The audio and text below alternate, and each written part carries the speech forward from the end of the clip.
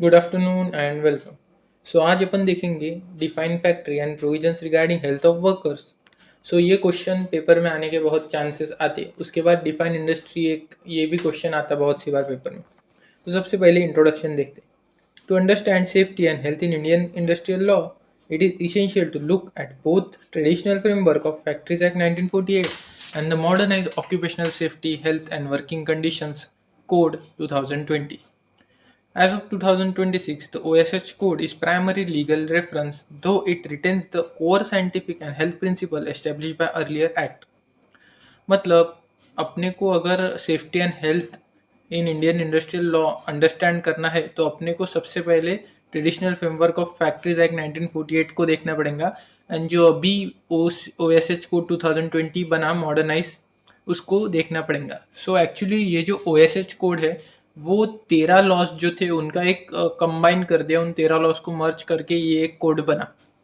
सो अभी ये एक प्राइमरी लीगल रेफरेंस है, मतलब अभी फैक्ट्रीज एक्ट तो है ही, लेकिन वो अभी इस कोड के अंदर ही आ गया, तो इसलिए अभी ये कोड ही ओ एस एच कोड जो है उस हिसाब से वो लॉज बनेंगे अभी फैक्ट्री से रिलेटेड वगैरह वगैरह।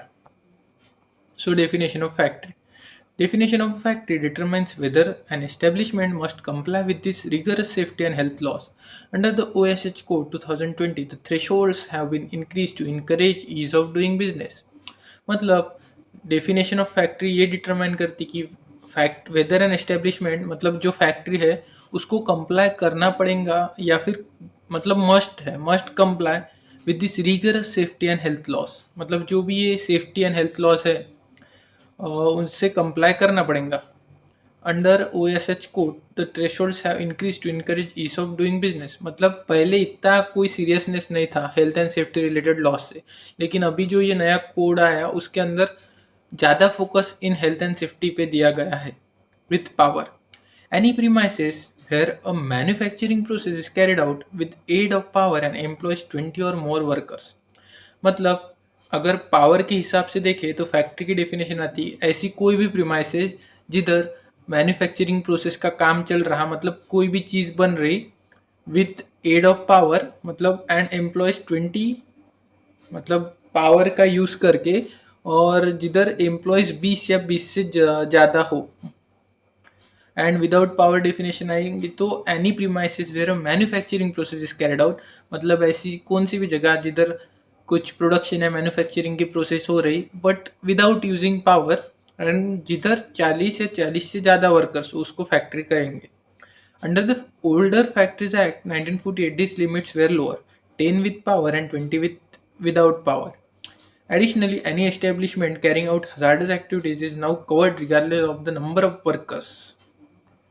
सो then health provisions for workers.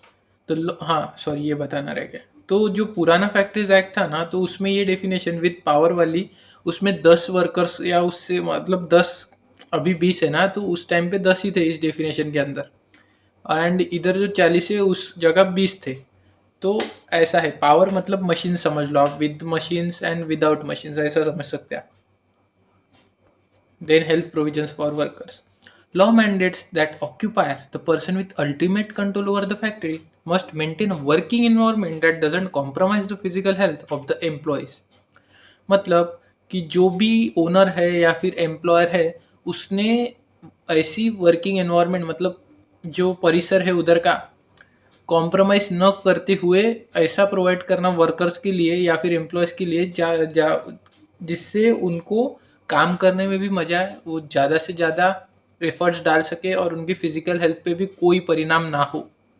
So this are categorize as follows. सबसे पहले work place hygiene and environment. So अपना क्वेश्चन एक बार समझ लो। क्वेश्चन का नाम है फैक्ट्री की definition and provision regarding health of workers. So provision regarding health of workers अभी अपन देख रहे हैं, डेफिनेशन तो इधर ही खत्म हो गई, ये with power and without power वाली। तो सबसे पहला आता work place hygiene and environment. Cleanliness section 11 बोलता है every factory must be kept clean and free from effluvia, unpleasant orders from drains and privies, dirt must be remove daily and the floors must be wash at least once a week.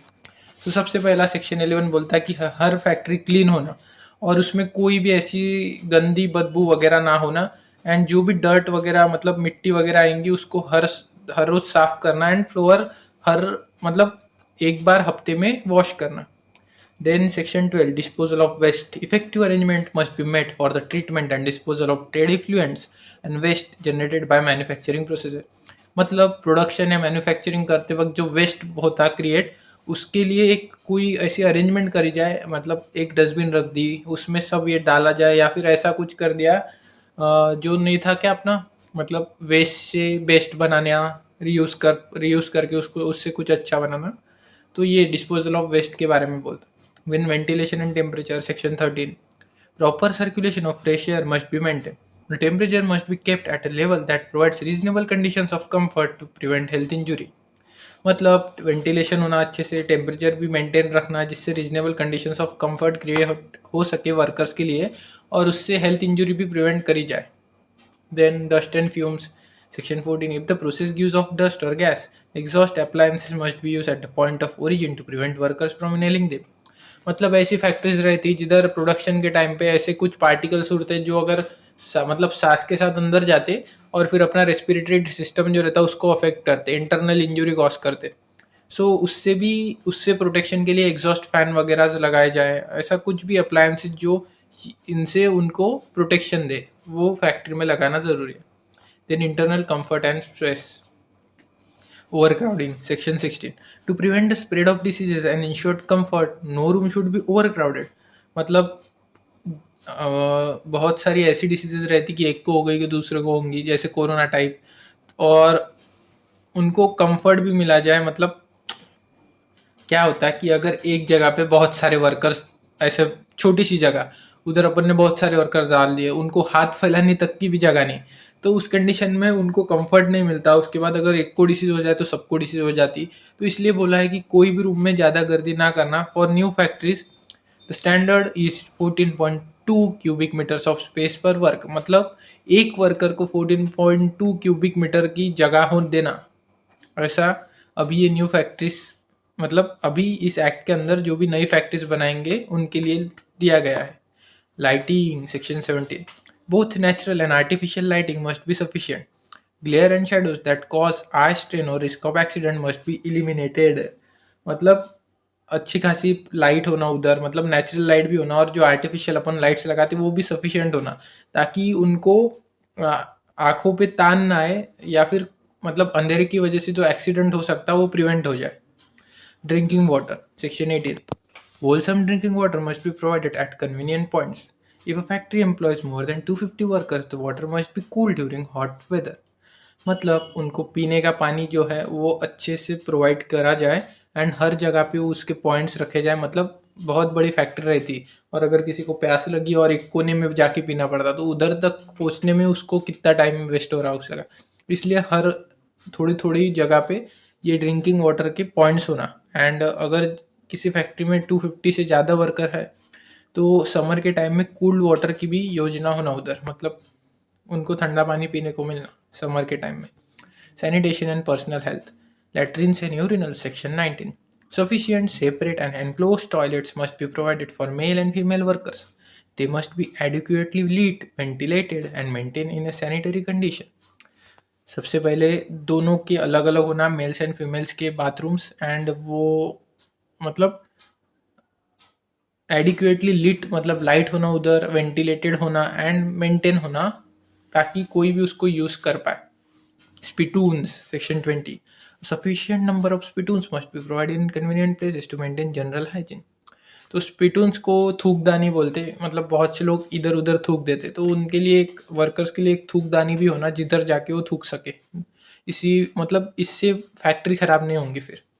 Free annual health checkups. A significant update in the OSH Code 2020 is the mandate for employers to provide free annual health examinations for workers, specifically those above 40 age or those in hazardous processes, to detect occupational diseases early.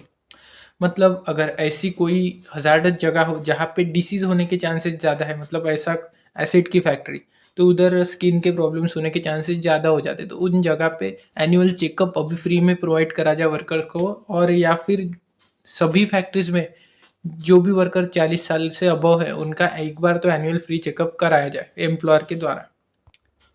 Then आता summary table. सो सबसे पहले क्या provision, cool drinking water, Mandatory if workers are more than 250. Then space per work 14.2 cubic meter for new factories. Then health checkup mandatory free annual for workers greater than 40 years of age. And toilets and urinals mandatory separate for men and women. So ये हो गया अपना safety provisions and definition of factories. So बस अगर question आए ना तो ये फैक्ट्रीज की डेफिनेशन लिख देना with power without power. Then health provision में आप ये पॉइंट्स रट के जाओ. सेक्शन 11 से कंटिन्यूस ये आते सेक्शन 20-21 तक. और ये मतलब ऐसे बस ये पॉइंट रट के जाओ और उसके अंदर आप कुछ भी लिख सकते हैं. Cleanliness, disposal of waste, ventilation, temperature. So ये इजी क्वेश्चन है और मतलब इसका कुछ टेंशन भी नहीं लेना पड़ता. ये क्वेश्चन मन से बहुत सारा लिखते आता है. So thanks for watching the video.